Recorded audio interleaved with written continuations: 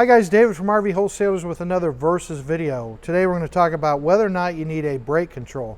So do I tow with a brake control or do I tow without a brake control? This one's easy. Don't ever tow without a brake control. Why?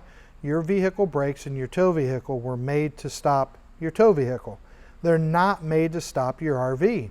Your RV comes with its own brakes. So you need a brake control if your vehicle did not already come with one. You need a brake control to activate the brakes on the unit that you're towing.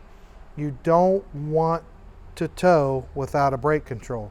It's very, very dangerous. You're used to, let's say your vehicle from 55 miles an hour to slow down, you're used to however many feet it takes. You know that, you brake accordingly. When you're towing something behind you, that braking distance has been increased quite a bit, depending on the weight behind you, even more. So you'd never, ever, ever want to tow without a brake control. If you need one, we have them. Give us a call at 877-877-4494 or go online to rvwholesalers.com. Appreciate you watching. Please subscribe to our YouTube page or follow us on Facebook.